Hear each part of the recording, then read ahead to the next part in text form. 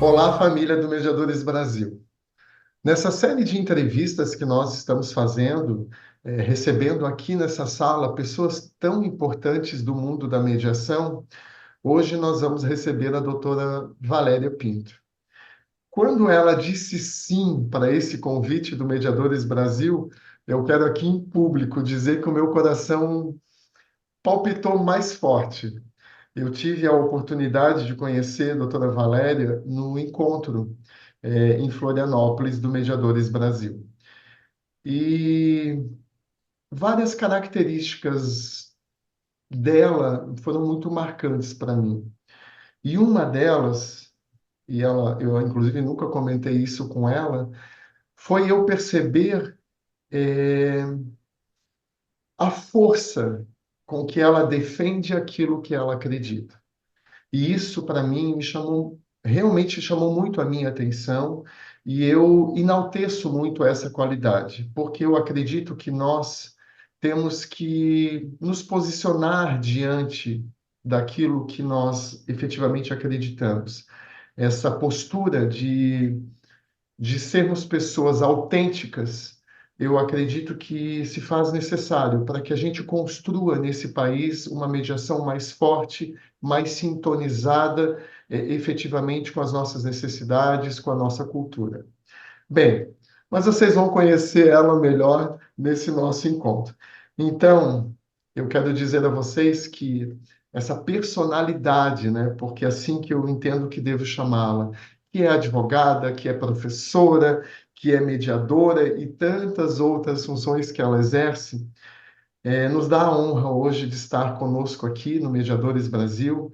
Então, querida doutora Valéria, minha amiga, né? Porque assim eu já lhe considero. Seja muito bem-vinda à Casa do Mediadores Brasil. Que essa seja a primeira de muitas passagens suas por aqui, porque para nós que atuamos a- trabalhando, divulgando, estudando os meios dialógicos, em especial a mediação, nos faz muito sentido tê-la aqui. Então, de novo, a casa é sua, seja muito bem-vinda. Muitíssimo obrigada, uma alegria ter recebido o convite. Eu estava ali numa tentativa de semana de férias, então foi muito bom receber o teu contato, fazer parte dessa série de entrevistas aí que eu acompanho, eu assisto, já acompanhei amigas queridas, profissionais que eu respeito tanto, e é um prazer e uma honra ter sido convidada, ter sido lembrada, e não sei se faço jus a todas essas palavras tão assim, que me trazem uma responsabilidade tão grande agora para a gente começar essa nossa conversa. Mas um prazer estar aqui com vocês. A Ju, sim, a essas e muitas outras, viu?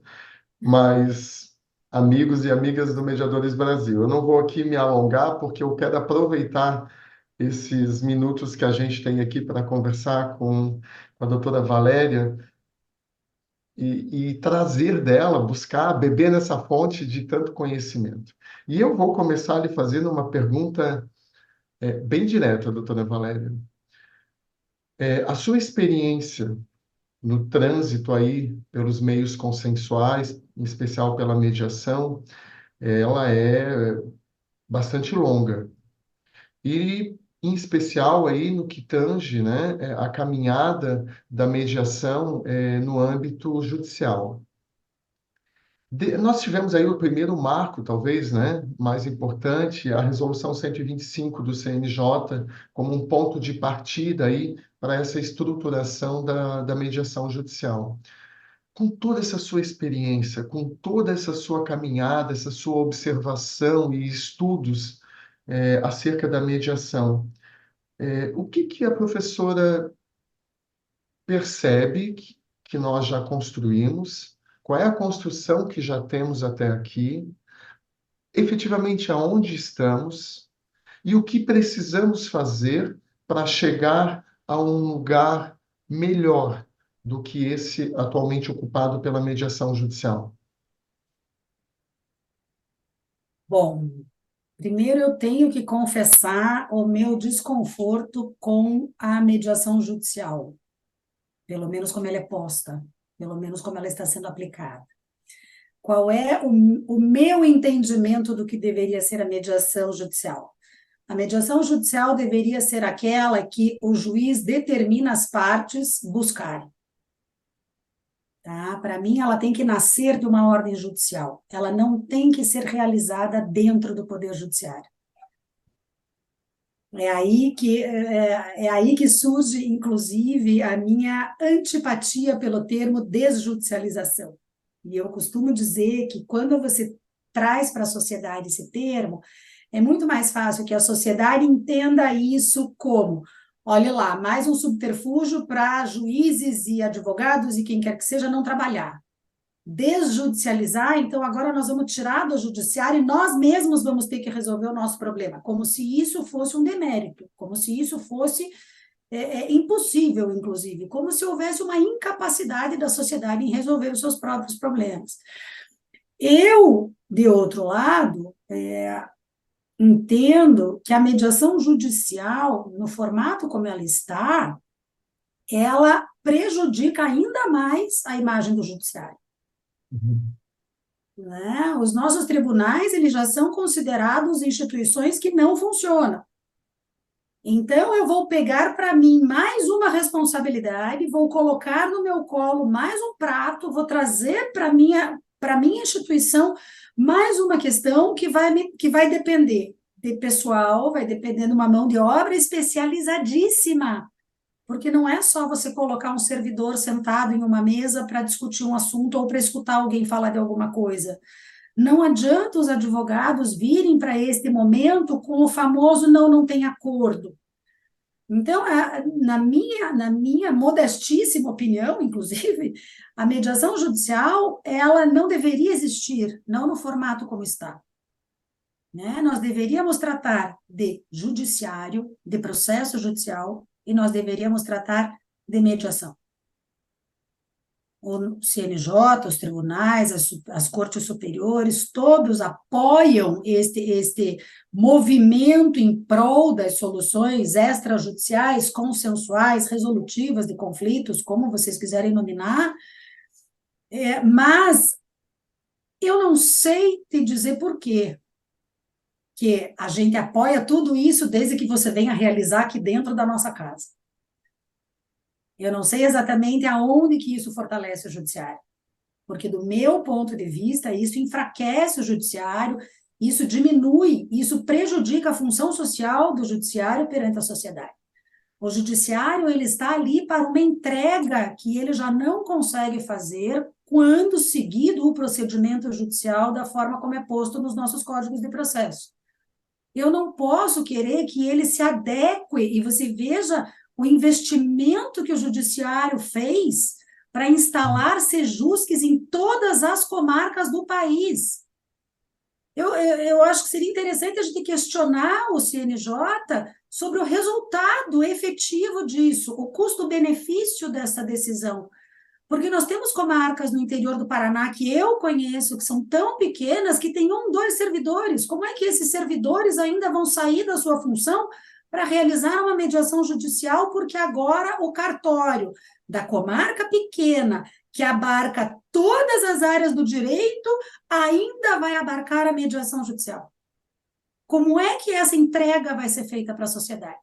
Como é que essa entrega vai ser bem feita para a sociedade? Os juízes das comarcas do interior, e aí eu me pergunto se nós não tomamos as grandes decisões do judiciário sentados nas grandes capitais, nos gabinetes dos tribunais, sem olhar para a realidade das nossas comarcas mais distantes, das nossas comarcas mais carentes. E nós temos comarcas carentes em todos os estados da federação. Isso não é privilégio dos estados mais longínquos e menos populosos. Não, nós temos comarcas carentes no interior de São Paulo, no interior do Paraná, no interior de Minas Gerais. Nós temos. Porque o nosso judiciário, ele não dá conta de atender as demandas de uma sociedade que ele estimula a litigar. Ele estimula, a nossa sociedade ela é estimulada a buscar um terceiro para resolver o seu problema. Por que toda a minha briga tem que ser resolvida por alguém. Por que que alguém tem que dizer o que eu tenho que fazer? Por que que alguém tem que dizer para mim, vem aqui que eu vou dizer se o cachorro do vizinho pode morar lá ou não pode, se o filho do vizinho pode chorar às 11 da noite ou não pode? Nós chegamos a esse nível de absurdo. As pessoas, elas perderam a sua capacidade de olhar para o outro. As pessoas, elas estão tão absurdamente voltadas para o seu reflexo no espelho que Narciso não saberia o que fazer hoje em dia. Porque eu não olho para o meu vizinho, eu não olho para a necessidade dele. Para ficar num exemplo corriqueiro que muitas pessoas têm entrado em discussão hoje em dia, a portaria 24 horas. É um custo você ter uma portaria 24 horas num condomínio, eu concordo. E o seu vizinho de 80, 85, 90, 100 anos, como é que ele vai conseguir entrar num prédio com uma portaria remota? Não por incapacidade, por Deus do céu, não por incapacidade. Então, daí eu penso, eu com 30, 40, nunca vou chegar lá. Qual é o problema disso? A tecnologia não pensa nas pessoas. Né? A tecnologia é desenvolvida para os jovens, que tem essa capacidade de adequação praticamente instantânea. Então, por que tudo isso tem que chegar para um terceiro? Se eu começar a olhar para o meu vizinho de novo, se eu entrar no elevador e der bom dia e perguntar se está tudo bem, eu vou começar a perceber que ali tem uma pessoa. E que problemas de pessoas podem ser resolvidos entre as pessoas. Porque quando você leva para o judiciário, ainda que seja numa mediação judicial, você está entregando isso para uma instituição decidir sobre o problema de duas pessoas. Nós temos falado muito que você vê discursos aí em redes sociais, em programas de televisão, em instituições, o mundo é feito de pessoas, as relações são feitas de pessoas. E aonde nós perdemos a nossa capacidade de perceber o outro, se todas essas relações são interpessoais? O outro deixou de ser uma pessoa? Ai, ai, ai. Queridos seguidores do Mediadores Brasil, eu falei para vocês que ela põe o dedo na ferida sobre isso. Obrigado, professora. Eu acho que trouxestes aqui reflexões muito profundas, né? Sobretudo, me toca profundamente quando você traz esse ponto da nossa interdependência, né? Temos esquecido do outro e da necessidade que temos de ter o outro para que possa ter sentido, inclusive, a nossa própria existência. Então, tocas aí em algum ponto muito profundo. Bom, eu fiz várias anotações aqui acerca da tua fala. Num determinado ponto, você disse: a mediação precisa de mão de obra especializadíssima. E aí, eu te pergunto, como é que está a formação dos nossos mediadores? Qual é a qualidade da mediação que hoje nós temos entregue, sobretudo no Poder Judiciário? O curso de formação nos moldes do CNJ, aquele de 100 horas, 40 teóricas, 60 práticas, hoje é o ponto de partida, mas é um ponto de partida que, com aquela certificação ofertada, o mediador já entra em campo e começa, então, a trabalhar. Qual é o teu olhar sobre essa formação dos mediadores no Brasil? Eu não sei nem se isso se aplica só a mediadores, mas eu tenho percebido, e percebo isso já há algum tempo, desde que eu realizei o primeiro curso de mediação que eu organizei aqui em Curitiba, porque era um momento que eu queria muito aprimorar a minha própria formação, mas eu não tinha como sair daqui por uma série de questões. Então, eu comecei a realizar em Curitiba os cursos que eu gostaria de fazer. Eu comecei a trazer os profissionais que eu gostaria de escutar, eu comecei a trazer as formações que eu gostaria de ter no meu currículo ou na minha experiência. Uhum. E uma coisa me chama muita atenção. As pessoas, elas não estão buscando uma formação, elas Uhum. estão buscando um certificado. Uhum. preferencialmente gratuito. Uhum. Então, elas não buscam a qualidade do conteúdo. E aí eu não vou saber te dizer, porque eu confesso que me afastei dessa parte da formação, porque me desapontei. Me desapontei com o comportamento das pessoas que vinham perguntar, que vinham atrás de informações. E percebi que nós estamos passando por esse fenômeno que tem que ser barato, se não for gratuito, e precisa ter um certificado ao final, e tem que ser credenciado ao tribunal. E eu disse, mas por que que precisa ser credenciado ao tribunal? Ah, porque para eu ser mediador judicial, eu digo, mas por que você quer ser mediador judicial? Por que você não quer ser só mediador?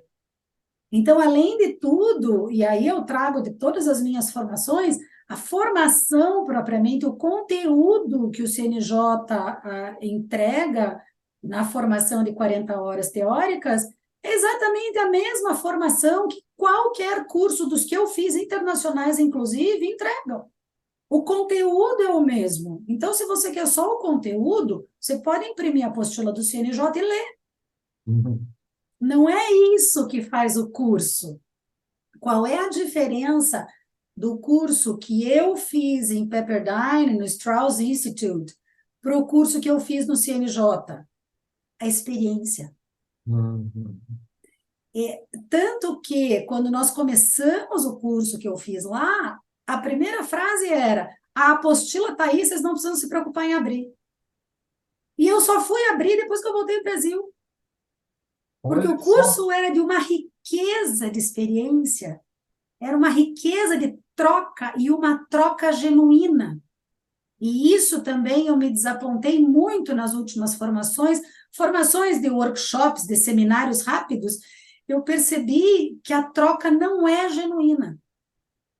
A fala dos profissionais, ela é limitada, porque eu não quero que você saiba tudo que eu sei, eu quero que você precise de mim. Então, eu vou te dar pinceladas do meu conhecimento para você não competir comigo. Eu cheguei a participar em tempos de pandemia, no online, eu cheguei a participar de um seminário rápido sobre um tema que me era muito interessante, que eu queria muito aprender sobre, e eu passei 40 minutos escutando. Você lembra quando nós estudamos juntos? Você lembra quando nós fizemos o curso? Mas eu quero saber disso, eu preciso de conteúdo. Então, isso me preocupa nas nossas formações. E não estou dizendo que elas estão assim, por favor, não interpretem de forma equivocada. Me preocupa a postura dos que vêm buscar a formação e me preocupa. E aí, de novo, confesso que faz uns 2 anos que eu não vou atrás, então eu não sei como estão, não tenho participado, não recebi mais convites, enfim, também. Não sei como estão a aplicação desses cursos, né? Gostaria que eles fossem um pouco além. Os que eu Uhum. recebo, os que eu vejo, que eu chego aí atrás de conteúdo programático e tudo, eu gostaria que eles saíssem desse conteúdo programático, o que é para que acaba nos dando no final do dia, e outra coisa que eu sinto muito também, e que eu já percebi nas competições de mediação que eu participei e vivenciei isso nas mediações judiciais, que precisei participar tanto na formação quanto depois na prática, com a famosa folhinha de checklist. Bom Uhum. dia, o nome, como o senhor quer ser chamado, como a senhora quer ser chamada, posso lhe chamar meu nome. Então, estamos aqui ao ponto de usarem termos absolutamente jurídicos, os senhores estão aqui por autonomia da vontade. Me lembro que fiz essa correção para um grupo de alunos há muito tempo atrás. Eu disse: a população, o cliente, a sociedade não fala em voluntariedade, não fala em autonomia da vontade, não fala em confidencialidade. Não é assim que nós temos que tratar essas pessoas. De outro lado, já participei de eventos onde o mediador sequer se manifestava. Mas qual é o seu papel? E aí, e isso também digo, talvez eu devesse voltar a esse meu lugar de provocação e de realização de eventos, enfim, talvez nós, enquanto profissionais, não estejamos passando o conhecimento da melhor forma. Porque nós precisamos. Me surpreende quando dizem, não, o mediador não intervém. Eu digo, o que isso significa? O que significa o mediador não intervir? Por que a pessoa vem até um mediador que não intervém?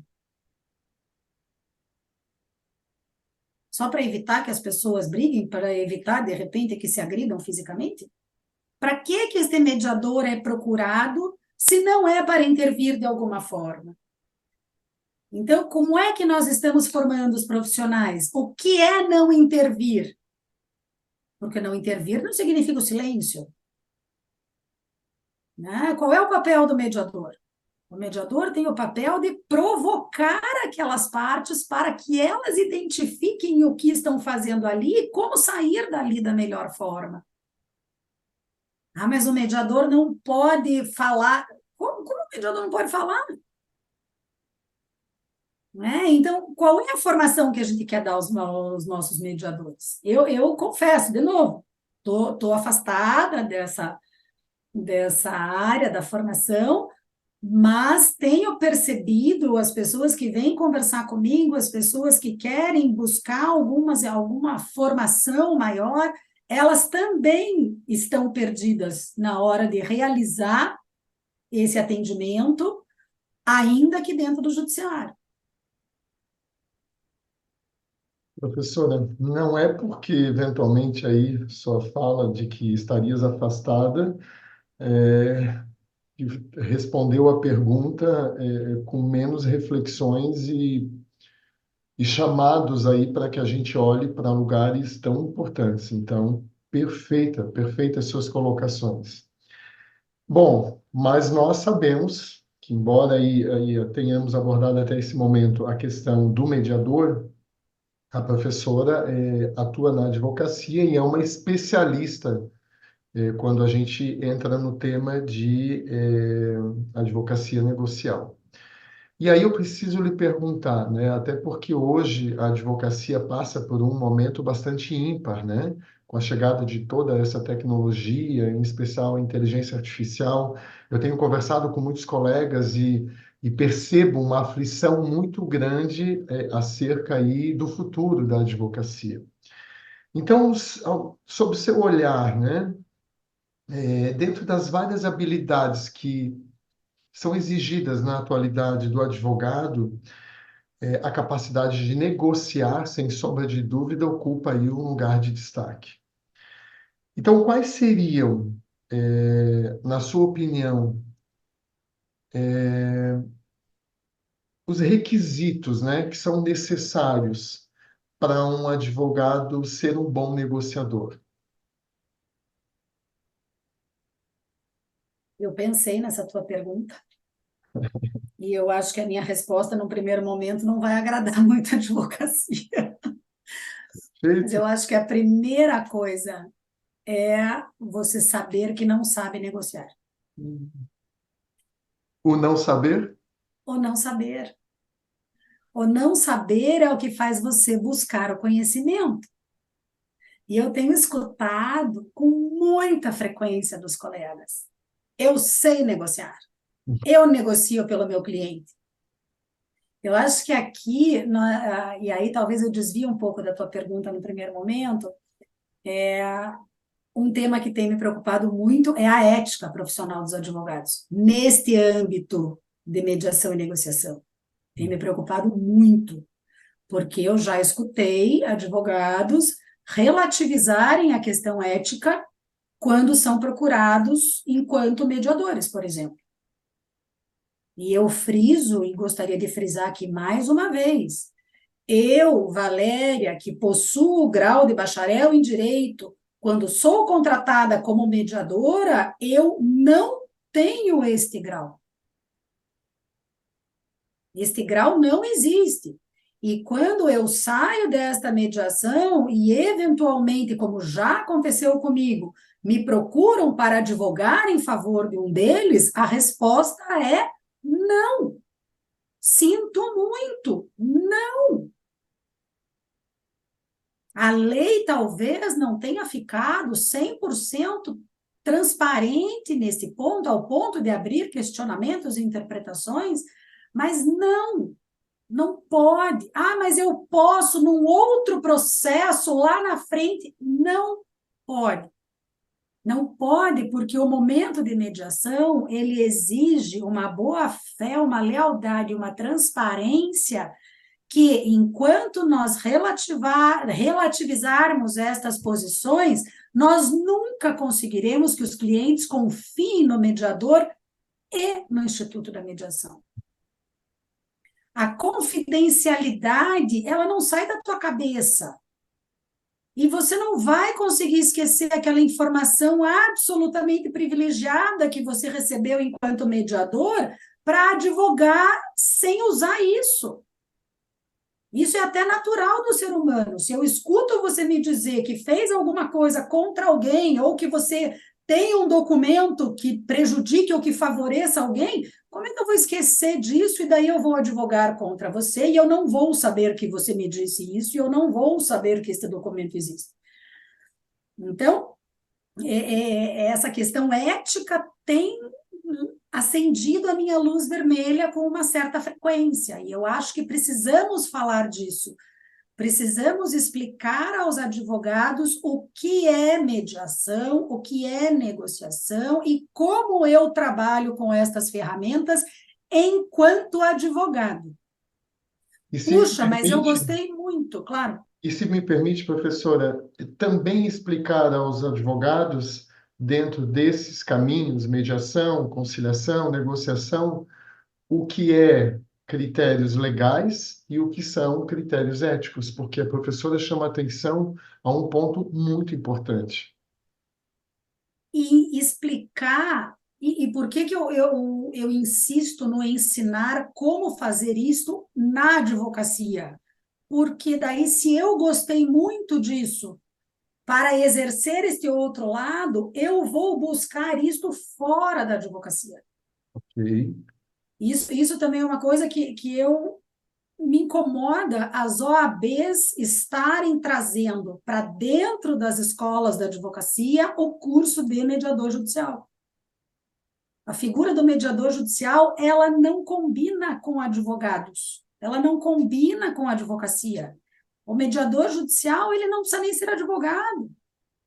O mediador, ele não precisa da formação em direito. Para isso, nós precisamos que as partes tenham advogados ao seu lado. Pessoas em quem elas confiem e pessoas que estão ali para defender os direitos dela. E aí voltamos para a advocacia. Defender os direitos do seu cliente não é rejeitar o acordo que ele construiu numa mediação.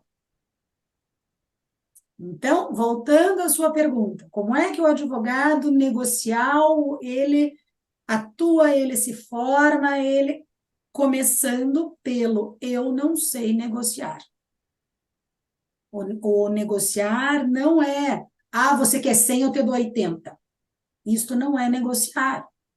Isto é barganhar. E aí a gente começa a entrar nos termos utilizados no como chegar ao sim, que virou o manual básico. E aí eu friso, é o manual básico. Como chegar ao sim não é a Bíblia da negociação. É o primeiro. Temos uma coleção enorme e riquíssima de experientes negociadores. Né? Tenho, depois até posso te passar, bom, você já divulgou, e eu acho que temos aí uma coleção enorme de livros de negociação, de doutrina, por assim dizer, de negociação, que são livros excelentes e que nos mostram o quanto nós, advogados, não sabemos negociar. Né? E como é que eu aprendo a negociar? O que eu vou aprender quando eu aprender a negociar? Eu vou aprender a identificar o que a pessoa quer, por que ela quer, para que ela quer e como ela vai chegar até aquele ponto. E aí que eu combino a negociação com a mediação, porque o mediador vai auxiliar aquelas partes a desvendarem essas arestas e chegarem aonde elas querem. Né? E o advogado ele precisa entender qual é o papel dele, nós precisamos resgatar o papel do advogado. Volto lá na nossa primeira pergunta, resgatar a função social do judiciário, do nosso sistema de justiça, da mesma forma que precisamos resgatar o papel do advogado, advogado esse que tem sido tão desmerecido nos últimos tempos. O advogado ele é uma figura essencial, e para que hoje ele é utilizado? Para entrar com processo. O advogado não serve para entrar com processo. O advogado, ele tem que fazer parte da vida das pessoas antes da tomada de decisão, antes dos problemas nascerem, para que a gente diminua a quantidade de problemas e, se ainda assim eles existirem, que a gente diminua o estrago que eles vão causar. Porque um contrato mal feito, ele destrói a vida de uma pessoa. Como? Ele destrói o negócio, por consequência, ele destrói a família, ele destrói a relação com os filhos, ele destrói um casamento, ele destrói toda a vida de uma pessoa. Ele não só fecha uma empresa, ele só não exige que você mude um fornecedor, não. Um contrato mal feito acaba com a vida de uma pessoa. Né? Professora, quando a senhora nos traz aí esse olhar da negociação e, sobretudo, um chamado para que, enquanto advogados, deixemos de ocupar a posição de gestores de processo e caminharmos para gestores de conflitos. E aí a professora, inclusive, traz a importância, né, de nós nos aperfeiçoarmos a partir desse lugar do não saber. E a professora cita o livro Como Chegar ao Sim, como um ponto de partida, talvez, para essa caminhada. E aí eu não posso deixar de lembrar a toda a família aqui do Mediadores Brasil dessa obra que a professora fez a tradução e que eu quero lhe dizer, que obra, que obra. E aí eu lhe pergunto, por que a professora veio a traduzir justamente essa obra Advogados do Amanhã? O que lhe levou a fazer essa escolha? E qual foi a sua experiência nessa jornada? Como foi essa experiência? Bom, eu comprei esse livro em 2020, por indicação de um amigo britânico, que tinha acabado de receber a segunda edição, que é uma ediçãozinha de capa preta. Comprei, não tinha no Brasil, comprei. Quando eu estava na metade do prefácio da segunda edição, eu mandei uma mensagem para o autor no LinkedIn. Eu não cheguei nem a ler o livro. E por que ele me encantou? Porque ele é uma conversa. Ele não é professoral, ele não é dono da razão, ao contrário, é uma linguagem. Ele se aproxima de você enquanto advogado. E ele traz reflexões sobre a advocacia que eu considero, e aí volto talvez até essa minha última resposta para você, que eu considero muito importante, que é esse resgate da importância do advogado, e ele questiona muito isso. Que tipo de advogado você quer ser?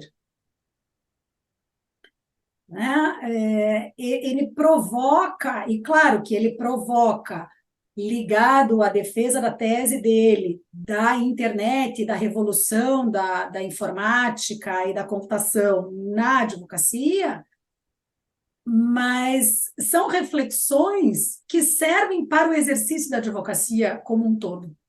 Não só para você pensar, como ele sugere no livro, toda essa gama de novas profissões do futuro, porque se você não se transformar num gerenciador de dados, você deixará de existir. Não é isso. Você tem que parar para pensar, quando a gente fala em inteligência artificial, só voltando um pouquinho na tua pergunta anterior, a inteligência artificial já está na advocacia desde que você põe no Google petição de tutela antecipada de reparação de danos. Eu que não atuo na área médica, eu faço uma petição de direito médico. Isto é inteligência artificial. A inteligência artificial não é um robô que vai fazer a sua petição. Você já trabalha com inteligência artificial desde que a internet passou a ser essa ferramenta corriqueira, desde que ela foi popularizada. E no Brasil nós temos um acesso à inteligência artificial enorme, enorme. Nós somos, sim, um país onde um percentual altíssimo da população tem acesso à internet. E isso é muito bom. Agora, esse livro, ele me fez pensar, talvez não a todos, mas respondendo para você por que eu traduzi este livro, por ser esta conversa comigo. Então, eu conversei com o Richard Susskind, que tive, obviamente, o prazer depois de conversar pessoalmente, fizemos aí o lançamento online do livro com uma palestra dele, que foi muito boa, mas é essa possibilidade de você ter alguém com mais experiência que você, da tua área de atuação, que traz uma nova provocação, que é esta do advento da inteligência artificial.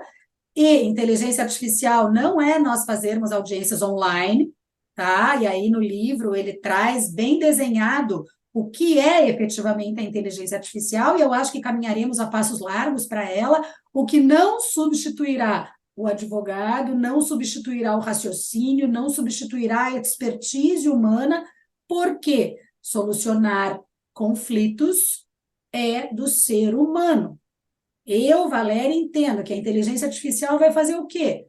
Vai executar o teu boleto sem você precisar entrar na justiça. Que já está, inclusive, temos um projeto no Senado para isso já, discutindo a possibilidade dos bancos executarem os seus financiamentos e boletos, o que quer que seja, sem a necessidade do advogado. Esta é uma provocação que ele traz no livro. E ele traz no livro com a seguinte pergunta: por que eu preciso de um advogado para executar um boleto? Será que o advogado, e aí eu provoco mais ainda, o advogado tem que se prestar ao papel de executar um boleto? A inteligência artificial vai fazer muita diferença para nós no fim do dia? Será que é isso que você quer da advocacia? Então, todas essas reflexões, e que na segunda edição eram muito menores do que essa que eu traduzi efetivamente, porque a terceira edição, e essa foi a resposta que ele me deu, ele disse: vai ser um prazer ter o livro em português, mas se você puder esperar, eu estou editando a terceira edição, e é essa edição da capa vermelha, que nós preservamos a capa original do livro, ele traz reflexões muito mais provocadoras depois da pandemia. Até para tentar elucidar que não, a pandemia não foi o ápice da inteligência artificial. Inteligência artificial é outra coisa, é outro conceito, é outra ferramenta. O que a pandemia fez foi nos mostrar que podemos trabalhar no mundo virtual, que é diferente da inteligência artificial. Então, são provocações que ele traz que já na segunda edição ficaram fritando na minha cabeça. E eu disse: eu acho que os advogados brasileiros têm o direito de ter acesso a esse livro. Né? Porque ainda que o inglês seja amplamente difundido no Brasil, ainda não é todo mundo que consegue ler no idioma.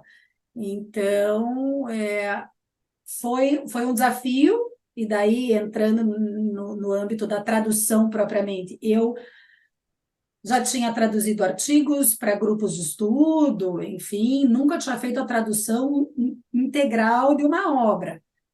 É difícil, é um grande desafio, gostei dele, estou começando a segunda obra do Richard Susskind, que vamos ver se eu consigo terminar esse ano ainda, que ainda fica nessa mesma linha, mas já voltado para os nossos tribunais, que é o Online Courts. E daí entro também complementando a questão do aprendizado e do desafio, da gente estar sempre evoluindo, né? E a gente só consegue evoluir partindo do não sei, nunca fiz. Então, eu vou ver como traduz. Conversei com amigos tradutores, com quem que eu conheço e que eu já usei a experiência, conversei, perguntei como faz. A gente usa ferramentas de inteligência artificial para traduzir livros? Usa. Existem diversas delas. Então, a inteligência artificial está aí para facilitar a nossa vida, não para pegar o nosso lugar, é diferente. Mas as provocações que ele traz para a advocacia são muito interessantes. Não concordo com todas, tá? Não acho que o advogado precise virar um engenheiro da inteligência. Tem ali algumas sugestões que eles fazem que eu digo, não, não é tão assim, mas que eu acho válidas e acho importantes até para a gente entender essa diferença, o que é inteligência artificial, o que é a advocacia e o judiciário virtuais, que é o que nós efetivamente entramos aí, e ouso dizer que o Brasil foi um dos países que melhor transformou o seu judiciário, o seu acesso à justiça com esse advento da pandemia. Nós temos um formato de processo virtual hoje, de processos digitais, que você não encontra ao redor do mundo. Apesar da gente ter essa briga, PJE, ProJude, ESAT, essa confusão toda, os nossos sistemas ainda são muito superiores e mais ágeis do que muitos países mais desenvolvidos que nós. Bom, primeiramente, professora, quero aqui agradecer pela tradução do livro, porque realmente é uma obra que eu deixo aqui como sugestão, como uma recomendação de leitura obrigatória para todos nós. Afinal de contas, inclusive o título, né? Advogados do Amanhã, eu acho que aí a gente já vê e já tem uma noção da importância realmente de acessarmos o conteúdo dessa obra gentilmente aí traduzida então pela professora Valéria. Bom, suas provocações eu quero dizer que estão reverberando aqui, tá? Macaco tá pulando no ombro aqui, depois eu vou ter São que todas para o bem, são todas para o bem. Eu só quero que a gente melhore, eu só quero que sejamos certeza, mais considerados, eu só quero que consigamos alcançar mais objetivos. certeza que são para o bem e necessárias, porque eu acho que nós advogados temos que olhar para todo esse contexto e que magistralmente aí a professora chama atenção. Bem, mas eu também, tanto assunto, tantas perguntas aqui que afloram na minha cabeça diante das suas falas, mas eu também quero ainda fazer aqui algumas perguntas sobre a mediação. Visitando o seu Insta, eu percebi, inclusive, algumas publicações, do professor Juan Vezula, né? Na qual sei que a professora também, como eu, mantém uma amizade, uma relação muito próxima. O professor Vezula, ele nos traz, né, esse olhar sobre a mediação, responsável e emancipatória. Então, professora Valéria, do seu ponto de vista, né, qual é a importância que a mediação tem na construção de uma sociedade, então, composta por esses indivíduos emancipados, colaborativos e responsáveis? Aí eu acho que a gente volta um pouco no que falamos anteriormente. Hoje, no Brasil, e aí talvez um pouco dessa nossa história de deixar para o poder estatal tomar as decisões da nossa vida. Nós somos um país que acaba de, é, dependendo muito do Estado, né? Nós temos uma intromissão do Estado muito grande, muito significativa. Conversando uns dias atrás com um amigo sobre por que a mediação funciona na Inglaterra, digo porque o britânico ele não quer ninguém se metendo na vida dele. Uhum. E se ele tem a possibilidade de resolver o seu próprio problema com discrição, com confidencialidade, com sigilo, e é isso que ele vai fazer, né? E eu acho que o professor Juan, quando ele fala isso para nós, quando ele traz esse conceito de uma sociedade emancipada, de uma sociedade responsável, é isso. É você pegar para você a responsabilidade por aquele momento que você está passando. Os momentos que nós temos na vida, eles nunca são só nossos, né? Vamos ficar naquelas frases fáceis que a gente tem escutado hoje, para cada decisão uma renúncia, né? Cada tomada de decisão, se eu escolho virar à direita, eu não virei à esquerda, e pode ser que eu vire à direita e bata o carro. Mas fui eu que escolhi virar à direita. Em algum momento você teve aquele poder de decisão que resultou naquela ação final, e naquela consequência, e naquele conflito. Então você não pode se eximir da responsabilidade, você tem que pegar para si a responsabilidade, porque só assim você vai se emancipar, só assim você vai se libertar do poder do outro. Porque se você não toma para si a responsabilidade do problema, se ele existe, briga de pai e filho. Quando você vai brigar, quando tua filha faz uma malcriação, o desenrolar daquilo vai depender da tua atitude também. Não pensem que eu sou muito equilibrada em todos os momentos, não. Porque a gente somos seres humanos. Voltando lá, somos seres humanos. Então, o que que acontece? Enquanto seres humanos, nós tomamos decisões. As decisões nem sempre resultam no que a gente gostaria, ou da forma que gostaria. Elas podem causar danos a terceiro, eventualmente. Não estamos aqui colocando culpa em ninguém. Mas quando temos um problema, nós temos parte da responsabilidade.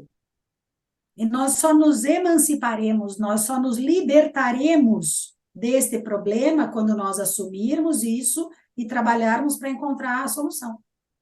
Ele batalha muito isso nas formações que a gente faz com o professor Juan, já fiz várias, organizei várias e participei de várias, e ele batalha muito por isso. Tome para si a responsabilidade por aquele conflito e o poder de decisão e construção da solução, para que você possa se emancipar dele, se libertar dele, para você dar o seu grito de independência e dizer: ok, esse pedaço do problema é meu.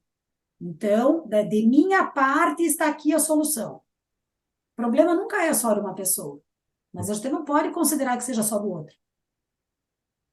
Então, sem trabalhar isso, sem voltar o olhar para nós mesmos e assumirmos o nosso papel dentro do conflito, e o conflito não necessariamente é ruim, pode ser um conflito de duas decisões boas que você tem que tomar. Você tem 2 empregos na tua mão. Você tem 2 viagens para fazer. São conflitos. Ah, eu não sei se eu vou para a praia ou para a montanha. Ah, mas para a praia eu vou sozinha, para a montanha eu vou com um grupo de amigos. Ah, mas aqui vai estar frio, aqui vai estar calor. São conflitos bons? Não são? Você tem 2 festas para ir. São conflitos bons. Uhum. E são conflitos bons, você não poderá estar nas 2 festas. Vamos trabalhar com isso. Você não poderá estar nas 2 festas e você vai deixar alguém um pouco chateado. Você também não tem controle sobre a reação desta festa, que você não vai deste anfitrião que te convidou. Pode ser que ele aceite a sua justificativa, pode ser que não. Então, de um conflito bom, você passa para um conflito incômodo. Você decidiu. E agora você. É interessante manter este outro anfitrião que te convidou, porque ele, se te convidou, gostaria de você na festa dele. Você, por algum motivo, preteriu a festa dele. E como é que você vai resolver esse conflito? Que de um conflito bom, de 2 festas boas para ir, você agora tem um anfitrião magoado com você de alguma forma. Então, vamos lá. Vou bater na porta dele, vou passar a mão no telefone, vou convidar para um café. Mas vamos trabalhar. Não, eu concordo com a sua mágoa. Valide o sentimento do outro. Eu concordo com a sua mágoa, eu aceito a sua mágoa, mas veja, eu já tinha me comprometido. E você equilibra aquilo. E daí vai de ambos. Nós vamos passar o resto da vida mastigando isso, ou ok, tá tudo resolvido. E aí a gente vai para aquele famoso ditadinho, né? Conversa franca faz bons amigos. Então, e você soluciona, e você se emancipou disso, e você se libertou disso, a sua independência, pronto. No próximo final de semana estarão juntos num outro evento. Prof, se dependesse de mim, nós ficaríamos aqui tarde adentro, porque essa conversa tá boa demais. Mas tem um reloginho aqui que me diz assim, Henrique, você combinou um determinado horário e respeite. Então, eu, eu vou ter que olhar para ele e respeitá-lo, embora o desejo seja realmente de continuar. Mas eu também quero lhe dizer, professora Valéria, que eu tenho certeza que esse é o primeiro bate-papo aqui no Mediadores Brasil de muitos, muitos que nós teremos juntos. Me faz muito sentido, tê-la ao nosso lado nessa caminhada. O professor usou esse ditado, né? Conversa franca faz bons amigos. E eu quero lhe dizer que justamente foi a conversa franca que nós sempre tivemos, que sempre nos norteou, que me traz esse desejo, sobretudo, de fazer esse percurso de divulgação da mediação, de ampliação da mediação no Brasil ao seu lado. Então, obrigado, muito obrigado pela sua companhia, obrigado pelas conversas. Hoje, um pouquinho antes de nós começarmos a entrevista, inclusive num bate-papo informal, a professora Valéria me disse: vamos ficar um pouco mais próximos, nós estamos tão próximos. A professora Valéria Pinto está em Curitiba e eu estou em Blumenau, então realmente somos aqui vizinhos. E tenha certeza de que esse é um desejo meu, embora as demandas da vida às vezes nos atropelem, mas eu tenho essa vontade porque, de novo, estar ao seu lado é uma oportunidade sempre ímpar de aprendizado, de crescimento, de muita troca. Então, querida amiga doutora Valéria, passo aqui a palavra para as suas considerações finais, deixando aqui expresso toda a minha alegria, toda a minha felicidade de podermos ter tido essa partilha que eu tenho sentido, tenho certeza que fez muito sentido não só para mim, mas para toda a família do Mediadores Brasil. Veja, Henrique, eu não tenho pretensão alguma de ser dona da razão, de ser dona da verdade. Eu me apego a a franqueza, eu acho que, e como você disse ali quando você me apresentou, e eu não, nesse sentido não vou me fazer derrogada, porque eu acho que eu sou mesmo muito direta, especialmente naquilo que eu acredito, né? Eu venho aí já de uma caminhada no estudo, né? Eu não gosto do termo especialista, eu costumo dizer que eu estudei mais do que talvez aqueles que estejam me escutando nesse momento. Mas realmente o Instituto da Mediação, o Instituto da Negociação e a advocacia, para mim, são muito caros. E essa oportunidade de poder trazer essas reflexões para quem vai acompanhar essa nossa fala, e eu acredito que temos muitos advogados envolvidos aqui na família Mediadores Brasil, é importante nós sabermos separar os nossos papéis, até para preservar a importância, a relevância de cada um desses papéis, né? Então, tudo que eu disse aqui é exatamente o que eu penso, é o que eu defendo, é o que eu venho escrevendo sobre, né? Tenho essas discussões com amigos, juízes, amigos desembargadores, às vezes concordamos, às vezes nem tanto, mas acho que são. Eu vejo a mediação no Brasil muito promissora, porque nós somos uma sociedade que precisa dela. Vejo que existe a possibilidade de repensarmos a mediação judicial no Brasil, porque o nosso judiciário não tem como absorver isso da maneira como ele gostaria de entregar.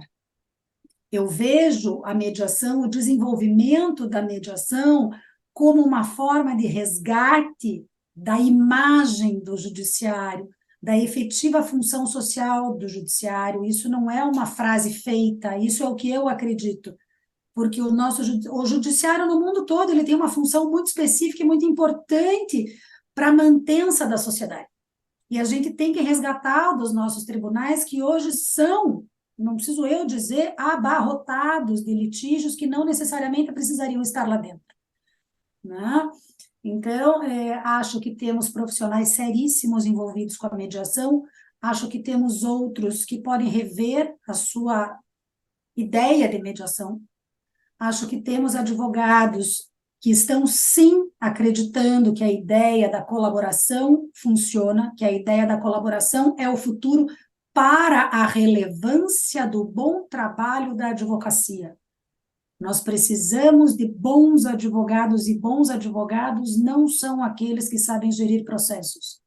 Bons advogados são aqueles que identificam as necessidades de seus clientes para poder dizer para os clientes: vamos para a mediação, isto aqui nós negociamos no escritório, ou vamos para o litígio. Isso é essencial do advogado. A figura do mediador, neste contexto, ela entra como aquele profissional que ajudará, como diz o William Ury, desde o Como Chegar ao Sim, a construir as pontes da solução. A construção dessas pontes não se dá só pelas partes. Se elas tivessem condições de construírem essas pontes sozinhas, elas não precisariam nem do advogado, nem do mediador. As partes estão num momento de fragilidade, e a figura do mediador será essencial para estabelecer essas relações. Não falo aqui em fazer as pazes, não falo em sair de mãos dadas, não falo de um passeio no bosque, falo de relações de trabalho, falo de relações empresariais, de relações financeiras, de relações familiares. Nós precisamos ampliar os nossos conceitos quando falamos em relações. Somos pessoas, e todas as relações, desde o bom dia ao porteiro, desde o motorista do ônibus que você pega, desde o guarda de trânsito que você passa, são relações, são pessoas. Somos pessoas para pessoas, e precisamos umas das outras para continuar sobrevivendo. Muito, muito, muito obrigado. Feliz demais com esse nosso encontro. É, Quando a gente tem uma entrevista desse quilate, eu sempre saio daqui e comento com a equipe do Mediadores Brasil. Eu saio com aquela sensação de estar cheio, de felicidade, de dizer: estamos entregando um conteúdo de valor para todas essas pessoas que acreditam, nesse projeto do Mediadores Brasil e que nos acompanham.